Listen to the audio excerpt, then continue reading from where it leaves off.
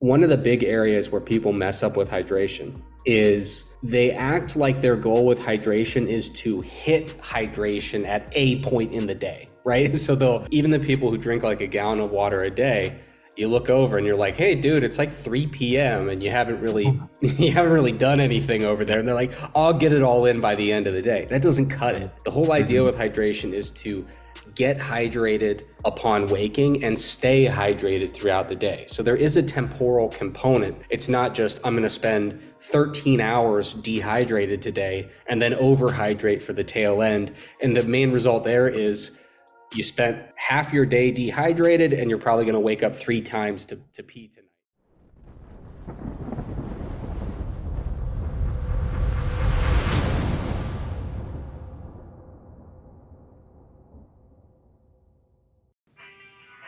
All right, and welcome to the Bull Strong Podcast. I'm your host, Craig Nadeau. Today, I'm super excited to have with me Eric Trexler. Eric and I have been talking back and forth over the last year. We've kind of become friends, have some great topics to talk about today, including some of the work that he's doing in his postdoctoral work at Duke University. Just a terrific guy, a wealth of knowledge, and hopefully you enjoyed this show. Please subscribe to us on YouTube, follow us on Instagram, and check out our partner staffing on Instagram and LinkedIn. Thanks for watching. Enjoy the show. In any case, welcome to the show. Yeah, I appreciate it. So glad to have you. And you're out in you're in North Carolina, I believe, right? That is correct. Yep. North Carolina. So we're in Calgary. So we're a couple hours difference. Oh, yeah. Now, just as this is a bit by way of introduction, and maybe just because things change as it goes, but you, the research that you're doing, the postdoctoral research that you're doing right now, just update us on that, because it is pretty cool stuff that, and maybe gets lost a little bit in podcasts sometimes. Yeah, so I'm working here at Duke University for my Yeah. postdoc, and it's a really cool combination of projects that I'm able to work on, and I like it that way. But yeah, I have a few different projects going on, and one of the main things I wanted to do during this postdoc was learn more about some of the more psychosocial elements of health and health behavior. So some of my work allows me to dig into more psychosocial and environmental things that impact not just physical health, but also mental health. Certainly, one of the things I came here to do is learn more about the nuances of energy expenditure regulation. So I'm working with Herman Poncer. He's a world-renowned expert. He's forgotten more than I'll ever know about energy expenditure regulation, which is a good place to be for training. But we get to do really cool stuff here. We've got a metabolic chamber. We've got doubly labeled water capabilities. So that's another element of my work. Some of my other work is kind of getting more experience and more depth of knowledge related to utilizing and even assessing wearable technologies, because they're kind of a really key element of the work that I'm doing. So it's kind of part physiology, but also part data science, and kind of expanding my statistical toolkit, so to speak. So I've got a lot going on here, and I wouldn't have it any other way. There's a lot of really cool, diverse projects. Yeah, that's excellent. So when's your book coming out? Never. Dang it. I'd be lucky to get a paper done at this point. Like I said, I've got so many things going on. It's one of those things when you are working on several projects at once, you feel like you're making no progress, and then all of a sudden you have like 4 papers that come out, So I'm kind of turning that corner and getting to the point where I'm like, okay, some of this stuff is really materializing and turning from an idea into a deliverable product. Yeah, that's excellent. So, well, if you do a book, I want a signed copy at some point. So it's you'll get it. Yeah. Awesome.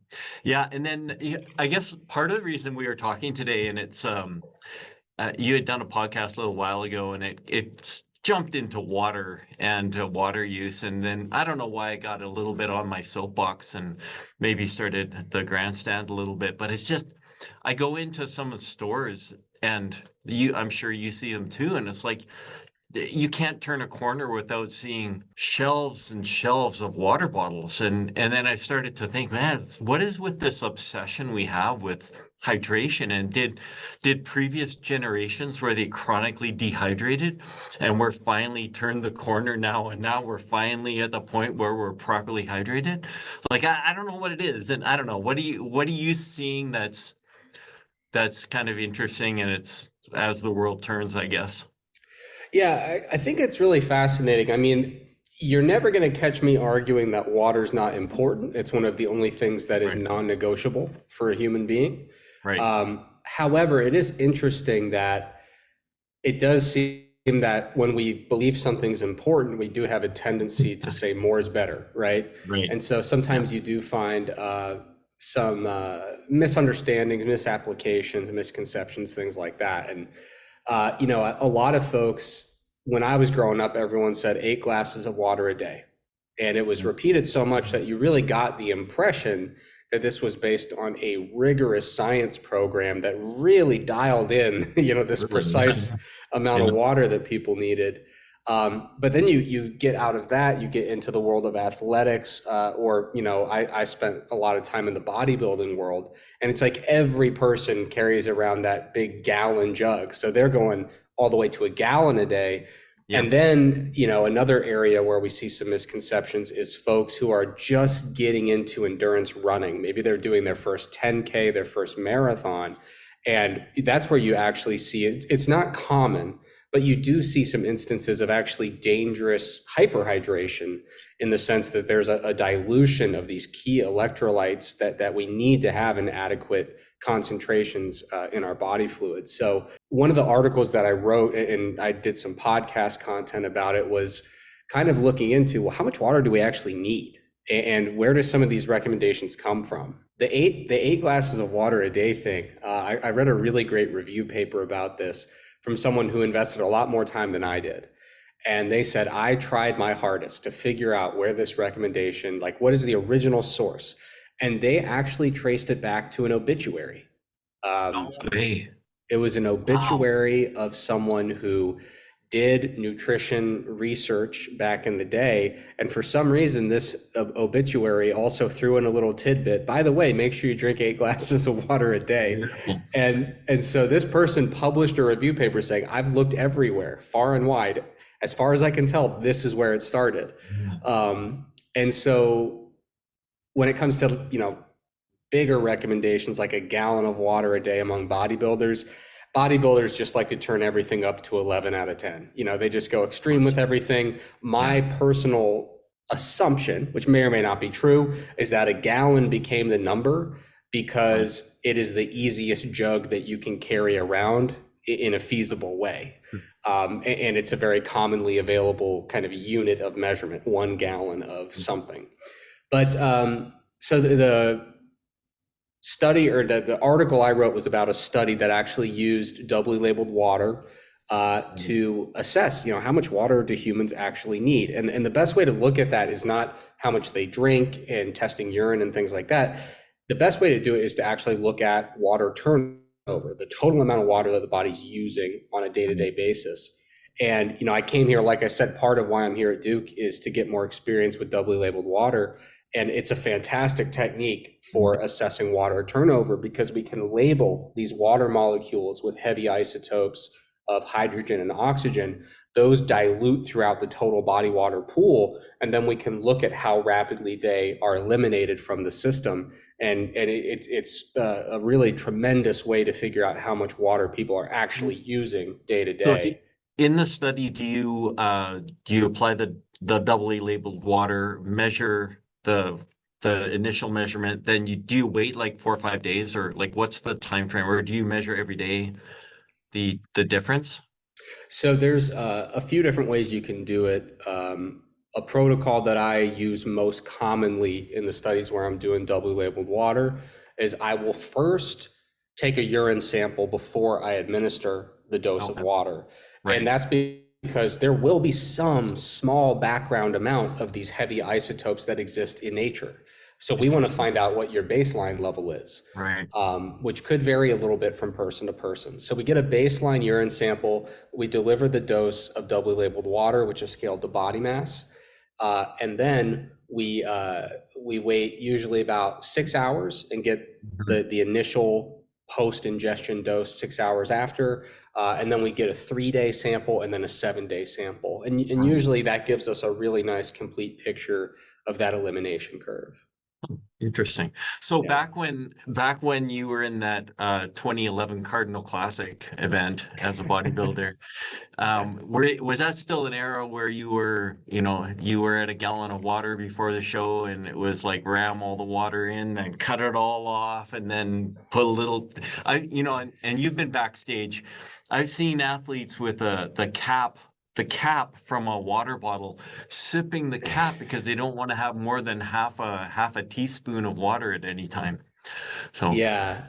but Yeah, I it's don't I changed don't though. remember. Yeah, I don't remember in 2011 exactly what I did. That was the only time I ever worked Yeah. with a coach, and so I'm sure I did exactly what he Okay. said, but there's nothing Yeah. extreme. But I do Yeah. remember very vividly, and even in 2013, being backstage at a Hmm. show. I walked in and I knew pretty much immediately I'm going to win this show because my face looks like I Hmm. am emaciated, and no one else, Yeah. even Yeah. even before they took their sweats off, I said no one else is in shape for Yeah. this thing.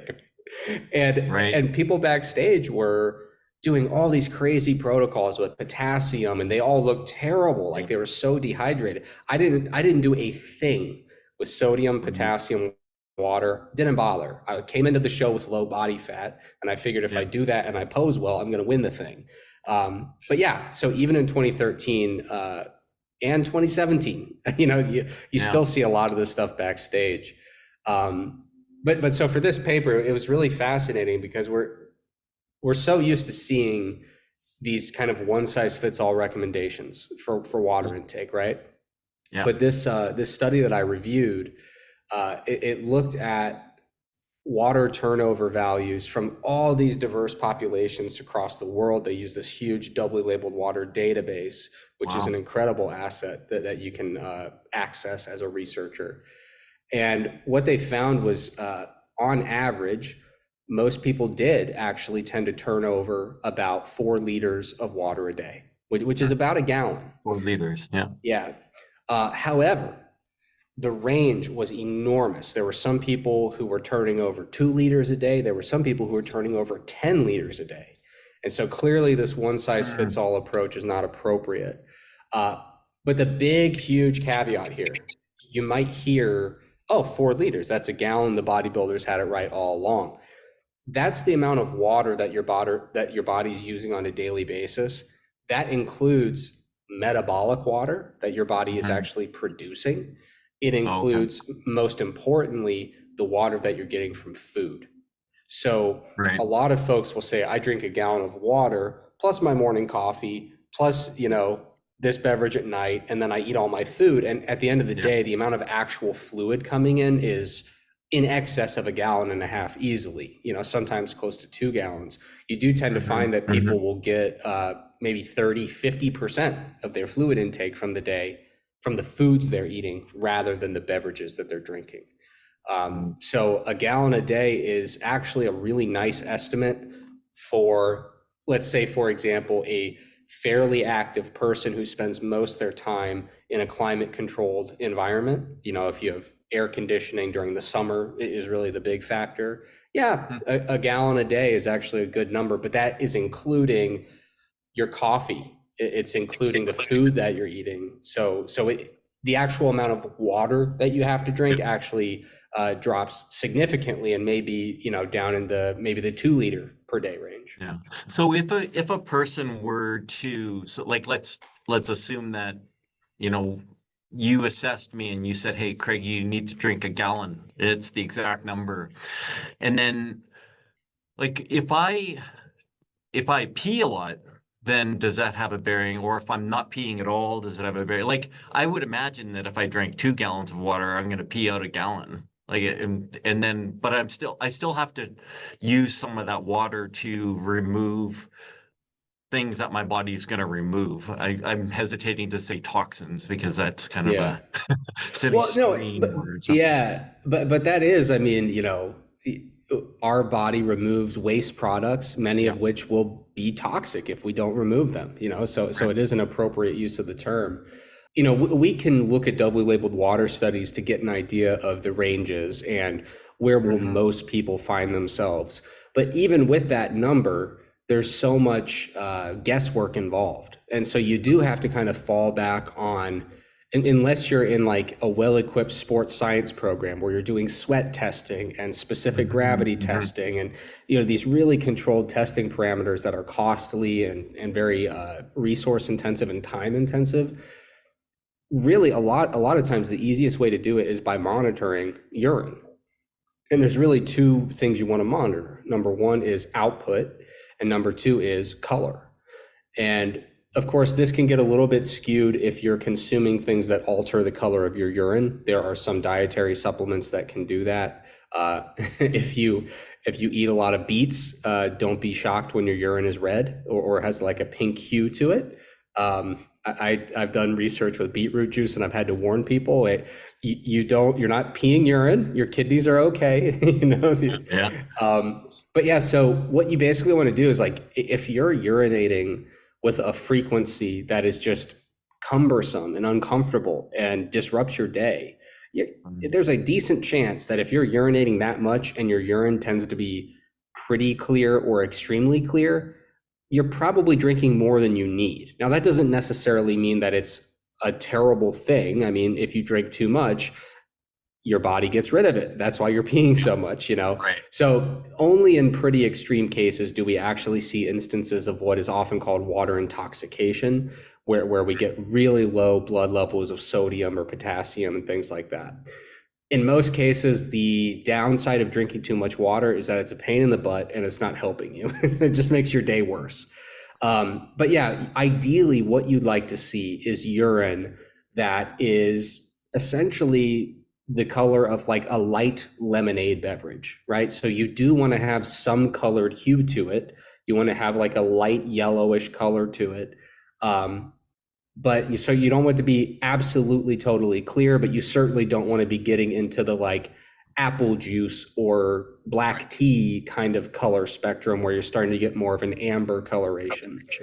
Right. So that's it. Honestly, it seems so simple, and that's always fantastic when we can use something that's simple and accessible that Yeah. actually gives us a really good indication of our Yeah. hydration status. But I will Yeah. say this: one of the big areas where people mess up with hydration is they act like their goal with hydration is to hit hydration at a point in the day, right? So I'll Mhm. see people who Right. Yeah. even the people who drink like a gallon of water a day, you look over and you're like, hey, dude, it's like 3 p.m. and you haven't really, you haven't really done anything over Yeah. there. And they're like, I'll get it all in by the end of the day. That doesn't cut Right. it.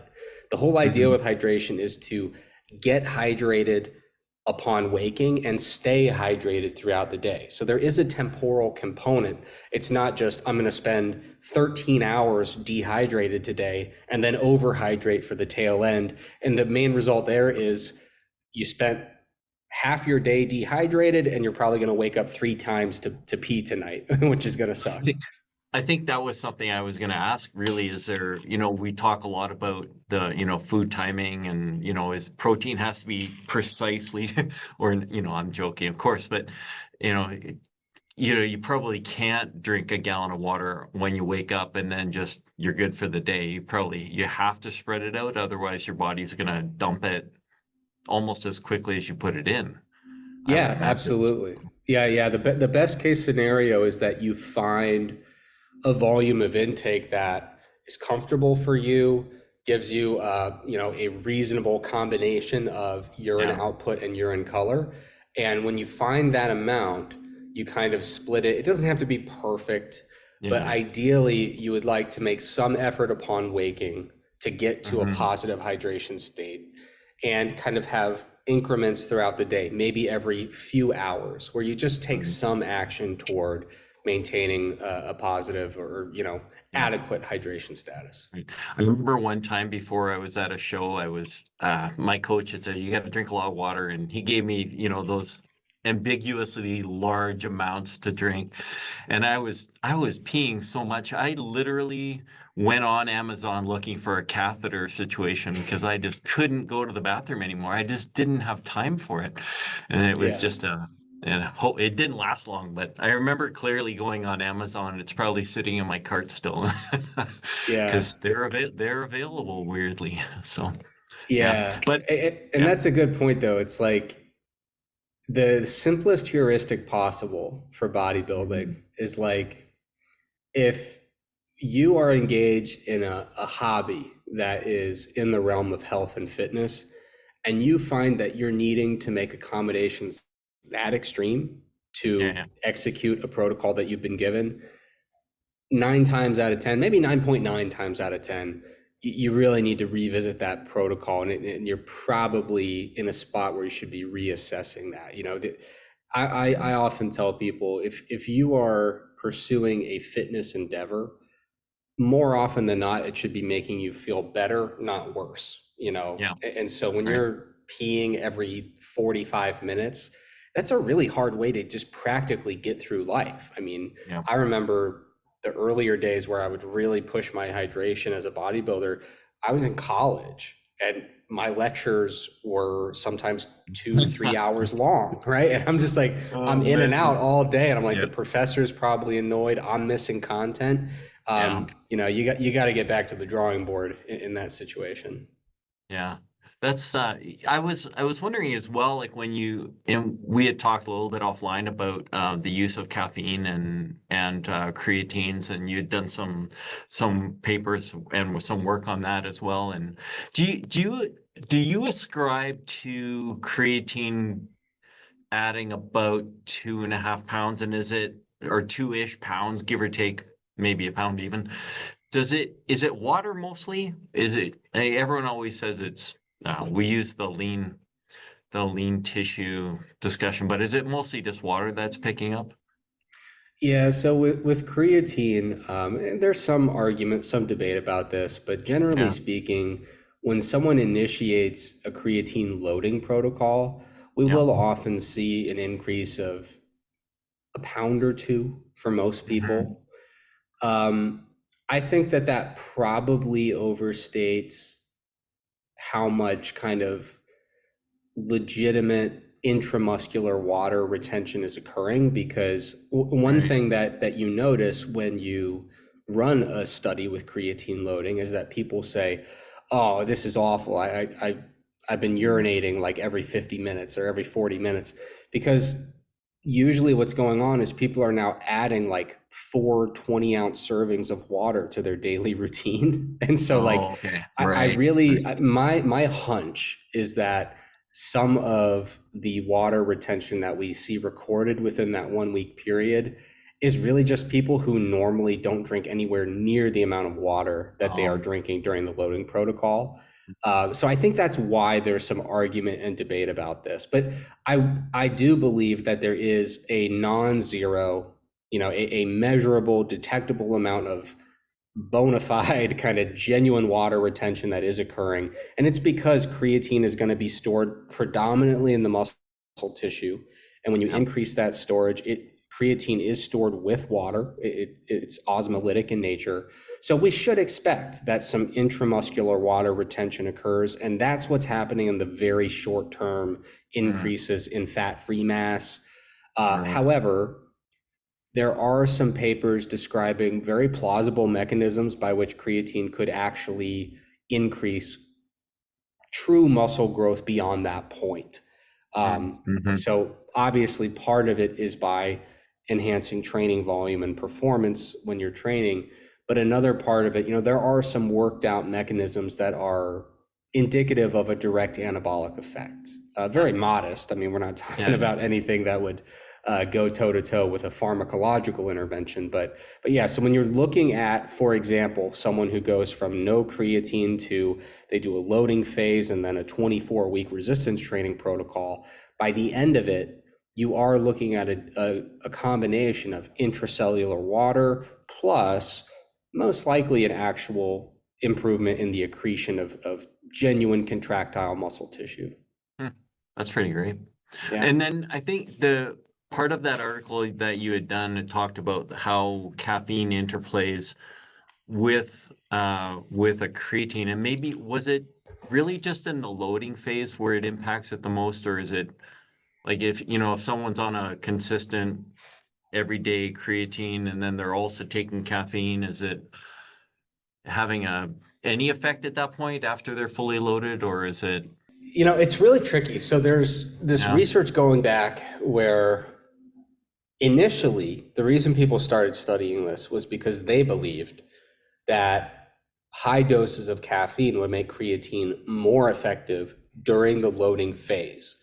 They felt that having caffeine co-ingestion would facilitate better muscle uptake of creatine, right? So they initially said, we're going to give this caffeine during creatine loading specifically to enhance muscle uptake. What they found was no impact on muscle uptake, but unexpectedly, having caffeine with that creatine loading actually blunted and eliminated the performance enhancing effect of creatine loading. So Okay. while they were expecting caffeine to make creatine more effective, it actually made it less effective. And yeah, But it wouldn't change the fact that it's actually loaded. Like it's still loading the creatine. So it's still correct. there. The creatine's still there.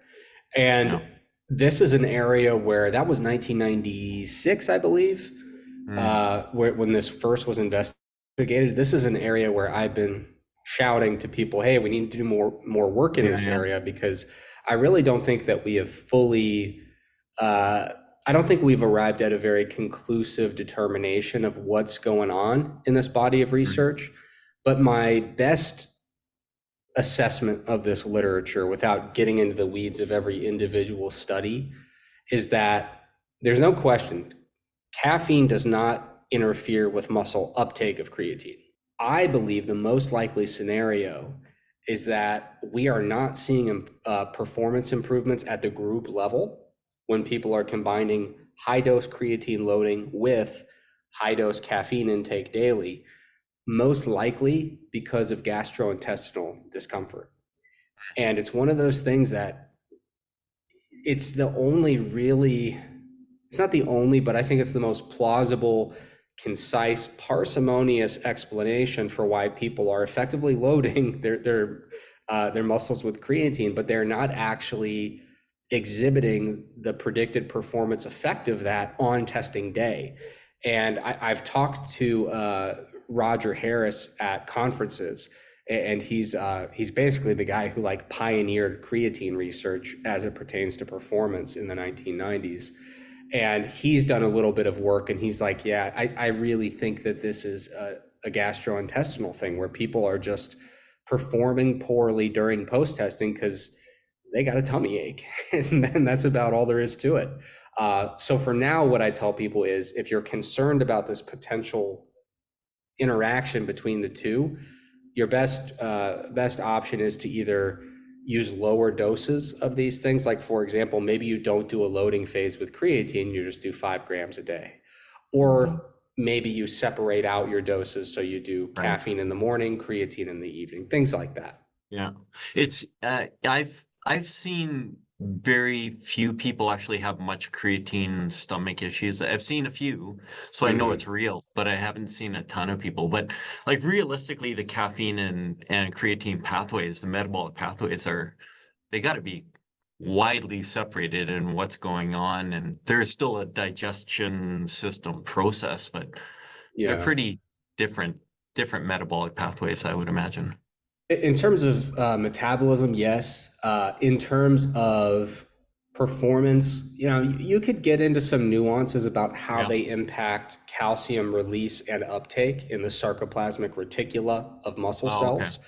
So there is some interesting stuff there that could be at play, impacting muscle relaxation time and kind of how rapidly cross bridges can cycle. But I think the most plausible explanation based on the literature is that do you have people do a lot of loading with creatine? I kind of mix it up. Just depends on the Okay. person. Like, yeah, Yeah, it just depends. because it does seem to be dose dependent, where if you give someone 10 grams of creatine at once, it's much more common to see Yep, some GI 100%. issues. So it's very much dose related. And one thing that you'll notice is people will say, if I take too much creatine, I get a stomach, Right. it upsets my Yeah, stomach. And 100%. also, there are Yeah. people who, when they have caffeine, they'll mention that it either upsets their stomach a little bit, or they say, Mhm. I should go to the bathroom immediately because it Right. does impact gastric motility and kind of the Right. rate at which things are moving in the GI system. So it's plausible to expect that when you put a larger dose than you can really accommodate of creatine in the mix, and Right. then you have that gastric Yep. impact of caffeine, you could imagine a scenario where it's a little bit uncomfortable, especially when we talk about caffeine doses in these studies, we're talking about 5 milligrams per kilogram of body mass. We're talking about big doses, Right. Right. So yeah, if you're a 70 kilogram person, and I'd imagine many of your listeners who lift weights are above 70 kilograms, Yeah. that's a 350 milligram dose of caffeine. That's a lot. That's Yeah. it's not your Yeah. cup of coffee. Yeah. That would be a lot. And then, yeah, and I guess, so, and then of course there's some people where you could just basically throw anything in them and they're not Oh gonna, yeah, yeah, they're just like, whatever. I'll just dry scoop the creatine and then back it up with a bunch of caffeine, no water needed, which is yeah, amazing. yeah, So yeah. There yeah, there are people out there with an iron stomach, no question. yeah. So I guess if we were to, really, if we're looking at caffeine and creatine, they're both great products used properly. There would be really no reason to cut one off to spite the other. Like we would, still want to continue using them no matter what. So just use them Yeah, intelligently. I would say use them both. And if you do notice any stomach discomfort, your caffeine should be consumed in the morning anyway, for a million Right. reasons that have nothing to do with creatine. Yeah. So worst case scenario, you're doing your caffeine in the morning, you're doing your creatine in the evening. Maybe you drop it all the way down to 5 grams or even 3 grams, Yeah. and that's a very Yeah. practical way to alleviate any potential issues, as far as I can tell from the literature. Yeah. Just as a side note, this may kick us out in a few minutes, but whatever. We'll see if it does. If it doesn't, if it does, then we'll kick back in. The Cool. the other thing that, and I love some of that work you're doing on like looking at Ponser's work, of course, the constrained models and the additive models, and those have been fascinating. And I guess the people I talk to, I say, hey, we start talking about some of this constrained model stuff, and it's weird how quickly the conclusion is that, well, then I guess I don't need to do any cardio ever because it's just pointless. And it's Yeah. weird how quickly that conclusion is made. And I think it's because we want it. we Yeah. we want someone to tell us that cardio is pointless, I guess. And so what's new in that world? Like that's Ponser's work's been out for some time now and you've been studying it more. Is there anything new and uplifting that we should be knowing about? Yeah, I mean that's by far the biggest misconception. No one that I've ever talked to who does any work with Herman would say that exercise or cardio is pointless or useless or shouldn't be Yeah. done. I mean, cardio is one of the most beneficial things you can do for your health and for your wellness, which I Right. consider slightly distinct things. Doing cardio is associated with the prevention of so many diseases. It is Right. associated with better mental health outcomes. It's even associated with better appetite regulation in a lot of cases. And so as a result, it's associated with lower BMIs, for example. Mhm. Now, the main thing, the real focal point of our understanding of energy expenditure and cardio is that cardio does increase total daily energy expenditure to a point, but there seems to be a bit of a limit in terms of how high we can actually push our energy expenditure through high levels of physical activity for extended periods of time, right? So if you wanted to go burn, 8,000 calories tomorrow doing cardio, you can if you're able to push yourself through that. But the question is, could you actually do that 8,000 calorie workout every day for the next 11 months? And if so, how would your total energy expenditure change throughout that 8-month or 11-month time course? I forget which one I said.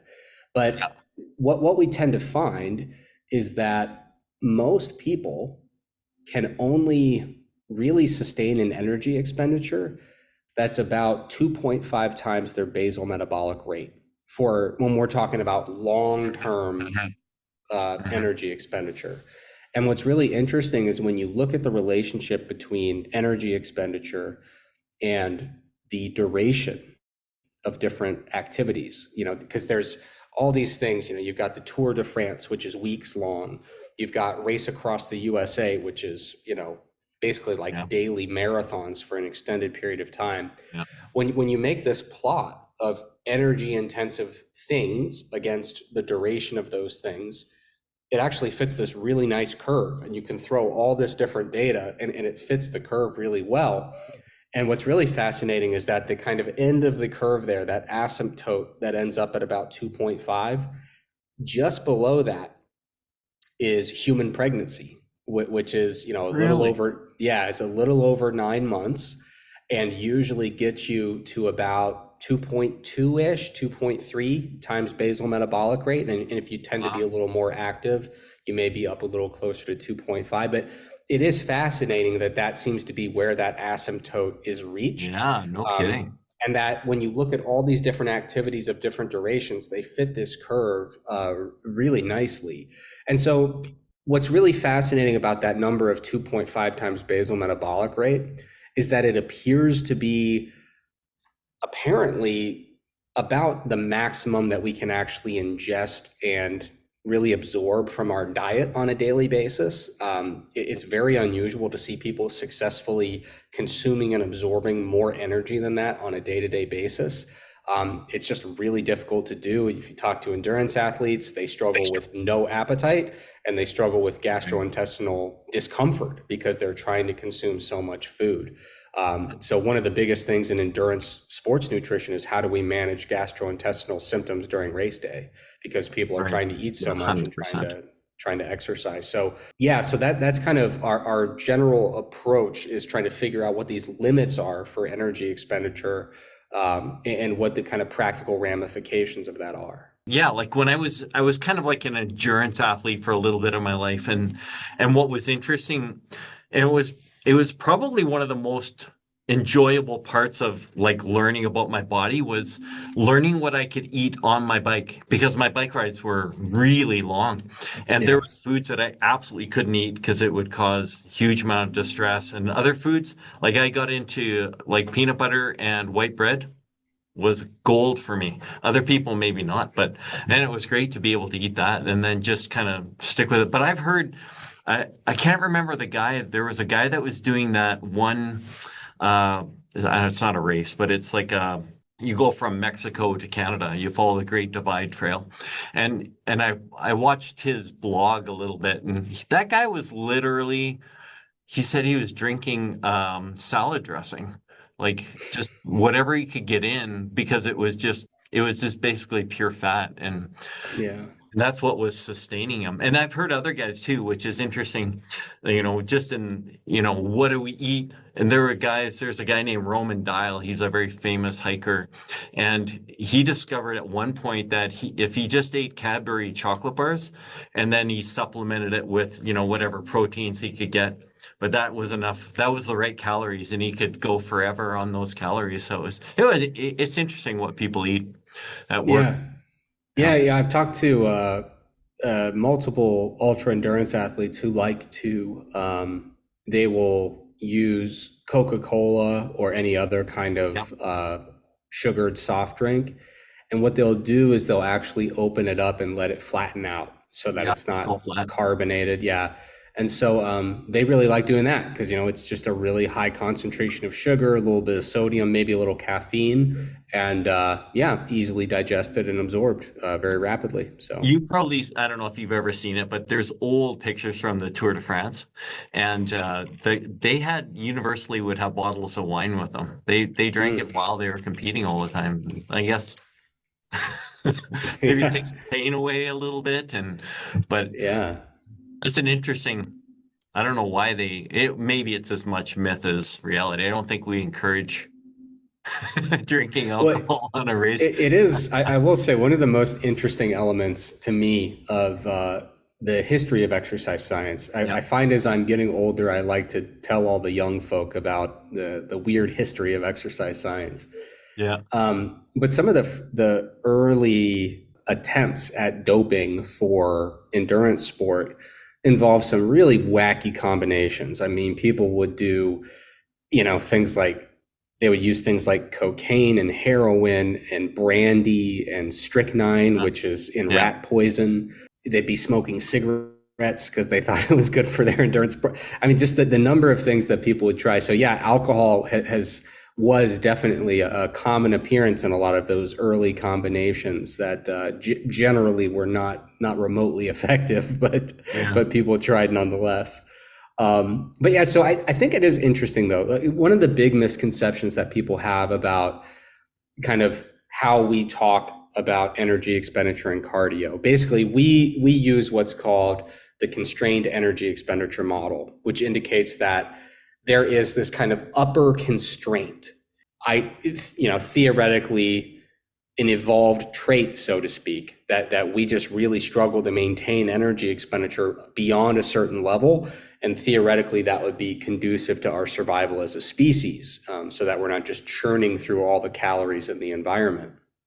Now, a core element of that theory is that there is something called exercise energy compensation. The idea that as you continue increasing physical activity to higher levels, and you are far outpacing your ability to replace those calories through dietary intake, you are able to strain other elements of energy expenditure in order to kind of close that caloric gap and minimize that deficit. Because from an evolutionary perspective, caloric deficits are generally bad news, and we want to have mechanisms to close that gap.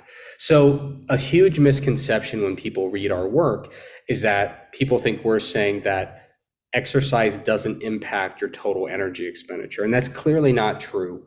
If you look at the energy expenditure of a rugby player, a marathon runner, and a totally sedentary person, they will be different. The fact that we're having this conversation about how to fuel endurance exercise tells you there is an energy issue. We need to get the calories, right? So clearly there's heightened expenditure.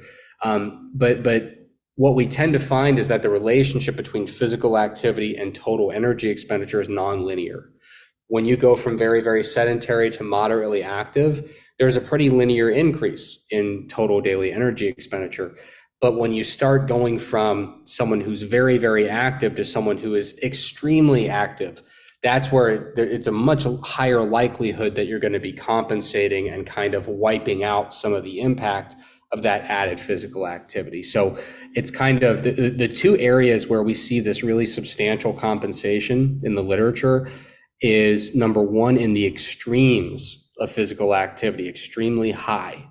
The other area is when people are very active in the context of an energy deficit, which makes all the sense in the world. And we tend to find that there is more compensation when you're in an energy deficit. And unsurprisingly, when you're trying to push your expenditure well above 2.5 times your BMR, you are almost always by default in an energy deficit.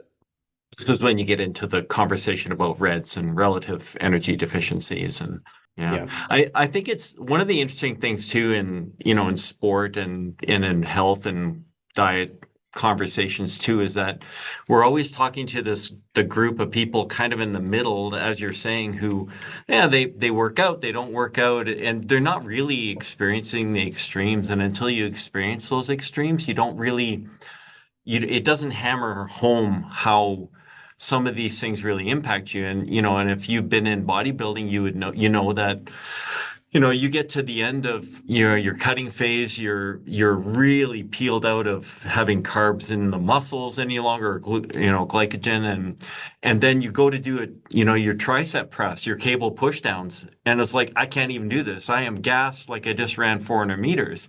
And then you start to realize that there's more to it, but it doesn't happen just because, well, look, I was watching Netflix for 4 hours and then I went for a walk around the block and I feel terrible now. But Yeah. it's more in the extremes. Like you have to be pushing it to feel it or to recognize what's really happening, I think. So Yeah, definitely. 100%. yeah.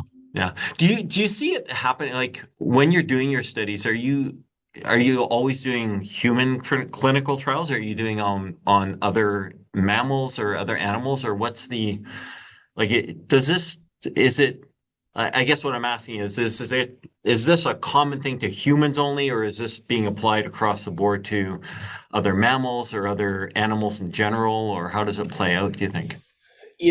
I've been in the lab for about a year now here in the Poncer lab.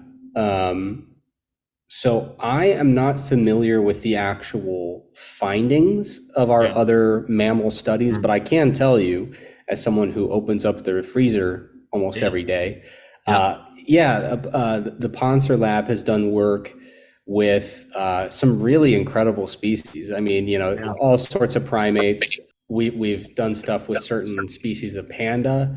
We've Mm. done stuff with elephants, Wow. uh, and we've even done stuff with dolphins, Hmm. which is pretty cool, and dogs as well. So yeah, we've done a lot of different. We've done some work with squirrels.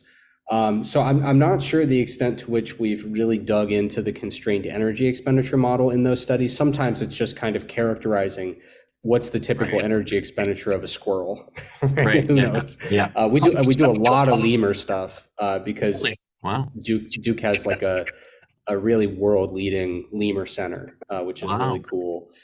But yeah, so I would anticipate that this idea of constrained expenditure Yeah. is most likely observed across several mammalian species. It's probably a fairly ubiquitous trait, but I don't want to speak out of turn because I haven't looked into Yeah. that literature. And humans are a little bit weird in terms of we've got these big giant brains that churn through calories, and we make babies that aren't really formed yet. Yeah. Like, Yeah. I mean, when you look at a human baby compared to like several different types of mammals, it's like a human baby comes out, it is not done. No. Like it is, A long you ways know, away. Yeah. yeah, human nurturing of newborns is we are very, very atypical. You see like a baby deer that gets born, it's up and running, Up and going. Yeah. Yeah. Yeah. So yeah, at the risk of sounding very stupid in my evolutionary anthropology department that I currently work in, Yeah. I'm going to go ahead and reserve the right to not speak about how well the model translates to other species because I just haven't looked into it. But I It do would. know that we've done a lot of measurements in different Yeah. animals. It Yeah. wouldn't be terribly surprising though if there was, some differences. Like, we're Yeah. we're kind of a omnivore slash predator of a unique format, and we have, probably came up through the ranks hunting a certain way, and yeah, yeah, Yeah. yeah, Humans have a lot of physiological characteristics that are kind of outliers when you yeah. compare to the animal kingdom. So yeah, I hesitate to do any comparative speculation just because Oh yeah, it is weird. I will say this though, like I love coming in to work at the evolutionary anthropology department because everyone's work is so cool. When we do like our weekly lab seminars, I yeah. have no idea what we're going to be Wow, talking about. wow. It could be fossil work, it could Huh. be primate evolution stuff, it could be human public health stuff. Yeah, But this has been a really intellectually stimulating experience because I did my undergraduate in exercise science education, so more of an education focus okay. with exercise, master's in exercise and sports science, PhD in human movement science. But anthropology through an evolutionary lens is very new to me. So Yeah. it's very interesting to kind of come into a related field, but a very distinct field nonetheless, and kind of to dive right in. It's been really fun. Yeah, I can imagine. It would be fascinating. So, you know what Yeah. I'd love to get your thoughts on is, it's been something that's been kind of burning around recently about people talk about, oh, I was on this weight gain stage for 6 months and I gained, they use the simple term, oh, I gained like 5 pounds of muscle in 6 months, or I gained 20 pounds of muscle in 6 months, or someone says I went for a year working out every day and I think I gained 0 pounds of muscle. And that's always been like, to me, especially when you're working with people that are, kind of competitively dieting, if you know what I mean. There's this weird fear that, oh, I'm going to lose half my muscle. And I guess I think we need more research on that, because it feels like we don't know and we just throw around kind of randomness. And I think Biosphere 2, one of the studies they did within that showed, they did a study on muscle loss in that study. And like, I guess I just feel like we don't have enough info to be legit in what we're saying just yet. I don't know. Yeah, I know I reviewed a paper in the Mass Research Review maybe a year or two ago that was looking at actual muscle losses during dieting. Yeah. And I don't know if you're even interested in hearing the number, because the individuals weren't Always. they weren't doing any resistance training, which Oh, we okay. know Well has then, such a huge yeah, impact, right? So yeah, yeah, so it's we can kind of say what the control condition is, right? If yeah, you're not doing it right and you're not doing resistance training to actually actively maintain that musculature, I think the number differed from between males and females. I think females, I can actually look that up in a second here, so I can give really good numbers. But we're talking about in the ballpark of 15 to 20% of weight lost as muscle, yeah. specifically. And that's a key distinction, because a lot of the research generally looks at fat-free mass. But in this Right, particular study, they were right. actually looking at muscle tissue measured through MRI, which is pretty Wow. cool. So yeah, I think we have like a general estimate. Like I said, I could look up the specific male versus female split, but it's about in that 15 to 20% range Yeah, of weight lost as muscle if you're not lifting.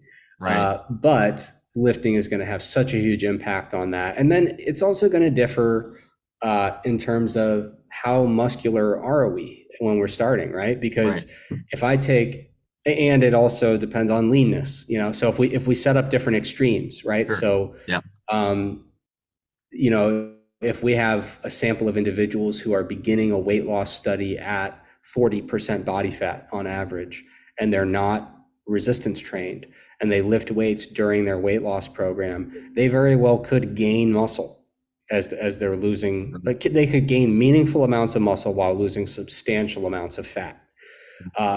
However, if we take someone who is 12% body fat and extremely muscular, world class, and they're going to try to diet down to 4.5% so they can go win a world title in natural bodybuilding, they could do everything right, and we're probably going to be looking at some unfortunately some muscle loss along the way there. And then there's just kind of this big yeah, spectrum of these several key variables that all have their own independent impact in terms of, we could probably put body fat, training status, or muscularity. We could even probably throw age in there if I had to guess. So like you said, we need a lot more research on that in terms of actually quantifying what that looks like. But I will say, the nice thing is we have a reasonably large amount of research dictating, at the very least, what best practices are so that we can do our best. We don't yeah, know exactly what that'll look like. yeah, We don't know yeah, if it's going to be losing 1 pound or 3 pounds yeah. of muscle. but we do at least know the key things that we can do to try to get that number as low as possible. Yeah. I was listening to a podcast that Ronnie Coleman did, and he was, because like people say, oh, I'm going to go on this, I'm going to gain weight, I'm going to gain muscle. And they throw out crazy numbers of muscle weight gain. And then you look at Ronnie Coleman and he says, well, look, over a period of like 6 or 7 years, the most I could gain was like 4 pounds of muscle per year. And it's like, here's a guy at 300 pounds. And so he's barely gaining 1% of muscle per year. That's shocking. And then you hear some, a fitness model saying, oh yeah, I gained 7 or 8 pounds of muscle in the last 6 months. And I think, man, I don't know if it's possible. But then and then you start to wrap this whole big story up and you think, if you have a chronic competitor who's always dieting, at some level, you would start to imagine it's like, well, if you lose any muscle and you're barely gaining any when you're gaining muscle, but then you go and you lose more and then you barely gain any, and sooner or later you'll have no muscle if you compete enough. It seems bizarre. And that's maybe where study comes in too, because yeah, it would be neat to see how much you actually lose and then compare that to how much you could actually gain in an off season. That would be Yeah, interesting. it would be. Yeah, especially because we know that there is, especially for people who are losing fat-free mass when they diet, there is preferential early regain of fat rather than fat-free Right. mass. So yeah, you can see a scenario where, from a competitive perspective, an individual becomes worse rather than better Yeah. by having too frequent of cycles where they have very inefficient weight gain phases and then weight Right. loss phases where they're losing potentially meaningful amounts of muscle. So that's absolutely a consideration. That is why, personally, I generally have a tendency to advocate for longer bulking phases. Right. So I have seen way too many people over my couple decades being obsessed with lifting. Yeah. I've seen way too many people who they embark on a weight gain phase. They try to do it quickly. They gain virtually all fat. Sure. Then they do a cutting phase, which is neither fun nor productive from a muscle building perspective. Yeah. And they get in that cycle of just kind of spinning their wheels and going really fast one way, really fast the other. And I say, well, if you just have a nice, slow, linear rate of weight gain, and let's say over the next 18 months, you gain 8 pounds linearly, slowly, resistance training the whole time, I have a feeling you're going to like how you look Yeah. after that, Cool. right? Yeah. Versus if you tell me that over the next 12 weeks, you're going to gain substantial amounts of weight and then lose that same amount of weight in the subsequent 12 weeks, I'm not really confident that you're going to look different. Yeah. But I am confident you're going to feel like you went through a lot, Yeah. So Yeah. it's because that's jarring to try to gain a bunch of weight quickly and try to lose a bunch of weight quickly. So Yeah. I generally say, if we don't need to do this kind of pattern of oscillating back and forth, let's not. That is part of the sport. It's unavoidable in the broad picture, right? But there's no reason that you can't say, okay, I'm going to do a cut. And depending on how lean I am, maybe that takes me 4 or 5 months to get in stage condition. Why can't I then do an 18-month really productive, off-season phase and say 2 years later I'm back on stage? I think that's, for a lot of people, a really good way to do it.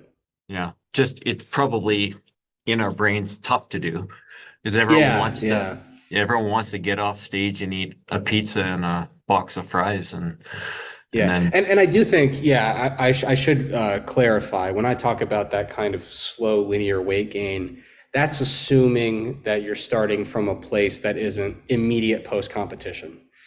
So like you're at a physiologically stable position, you're recovered from your previous bodybuilding diet, or maybe you've never done one and you're just kind of starting your lifting journey.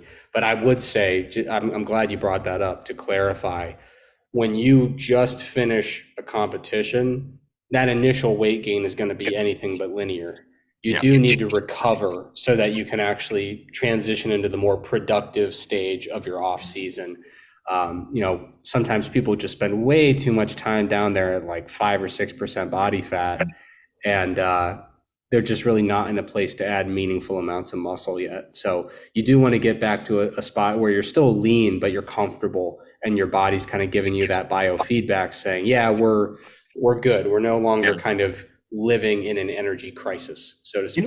That kind of makes me think of a question I got to ask somebody is, someone who is pharmacologically at 5% all the time, I'm curious how they feel day to day versus how I feel when I'm at 5%. Like, Yeah. do we feel the same? Do we go to the gym and the workouts are the same? But it would be interesting because it's like they can stay at 5%. I can't stay there because I feel horrible when I'm reduced. So I've been led to believe through very short conversations. I'm not sure. I didn't like dig deep into it, but I have heard that, especially now with kind of the newer pharmacology on the block, when we talk about prepping, there's problems, muscle loss. Well, you can fix that with pharmacology. Right. Energy expenditure drops. You can fix that very easily with pharmacology. But then there's the two other elements that get to what you're talking about, which is how you feel. And so the two elements there are hunger and lethargy.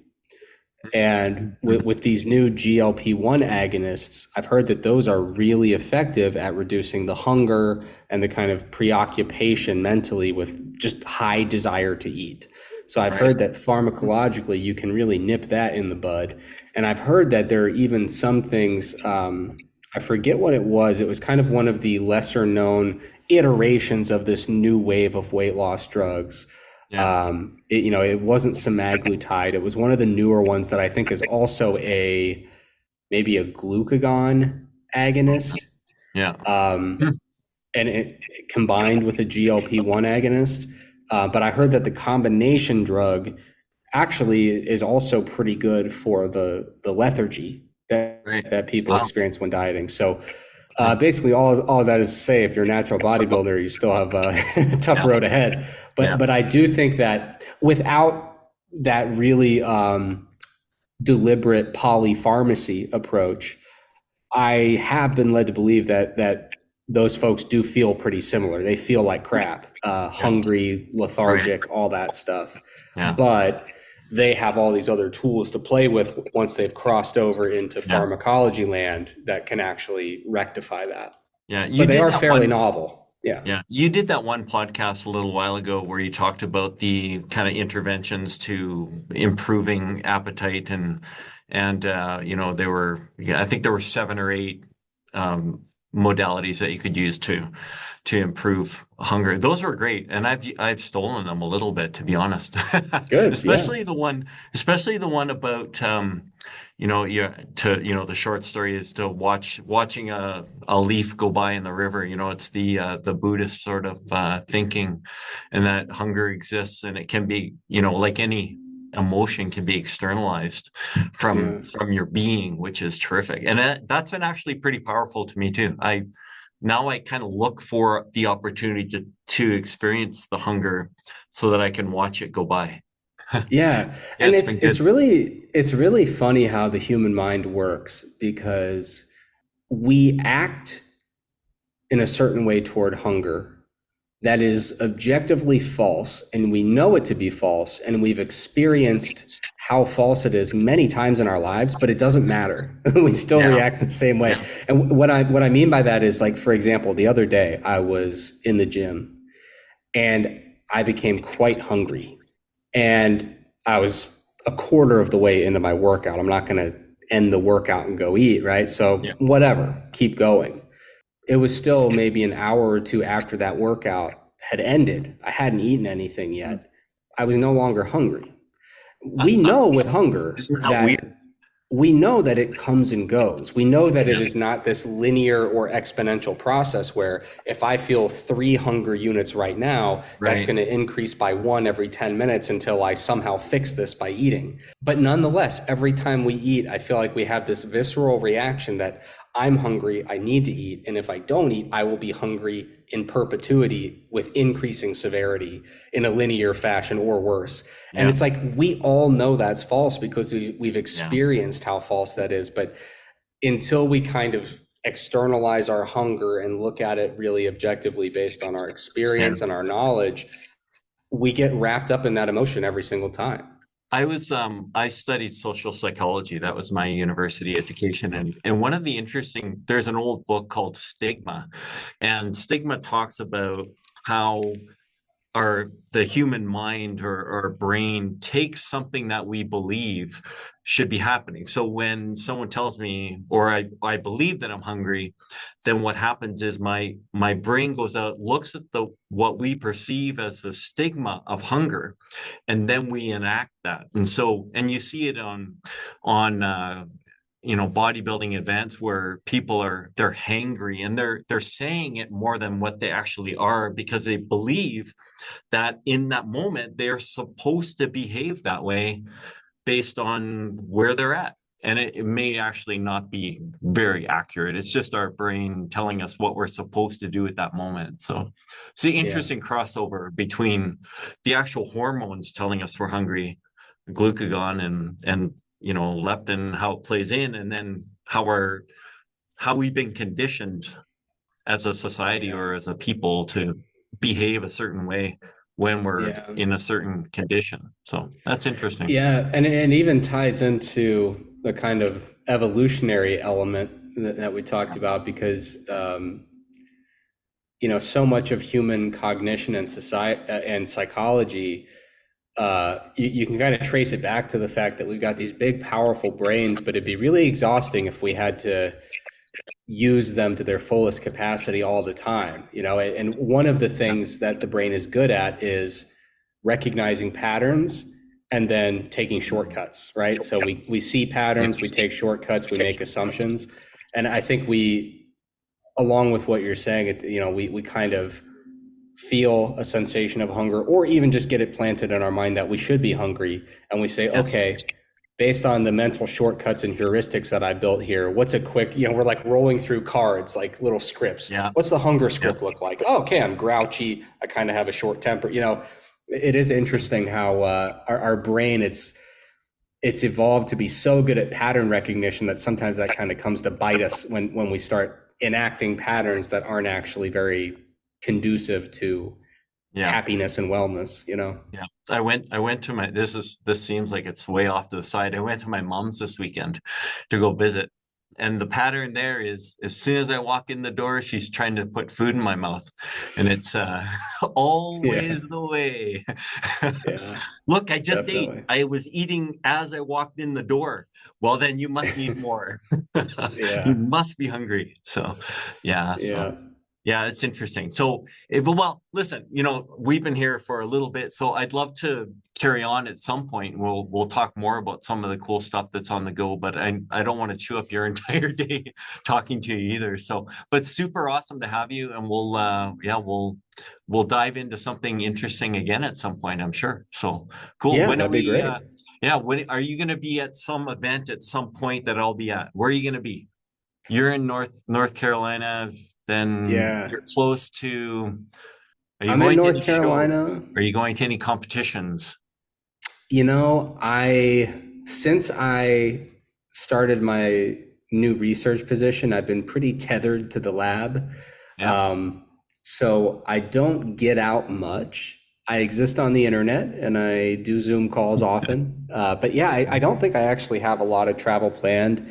I am going to be speaking at it's called like FNCE. It's like the big dietetics conference in America. I think Okay. that's going to be in, I think, Minnesota in October, something like Yeah. that. But I think that's actually the only travel. I did a little bit of travel this summer, but it was mostly, I got invited to speak at a few academic conferences. So I'm doing more of the academic conference Yeah. circuit more so than stopping by shows. But Yeah. but who knows what the future Yeah. holds? We'll see. Awesome. You got to go out and have some fun too. So we'll Yes. invite you to come up and talk somewhere, and it will also be fun. So That Maybe. sounds great. Yeah, and do it in the summer, please, Yep. because it's been like 100%. 100 degrees here. I need to get up north a little bit. Yeah. It never gets to 100 here, really, Yeah. for more than a day or two. So, all right. Well, we'll do it. All right. Well, super good to have you. We'll catch up soon and we'll talk again. So All right. great to have Appreciate you. it. Okay. All right. Thanks, Eric.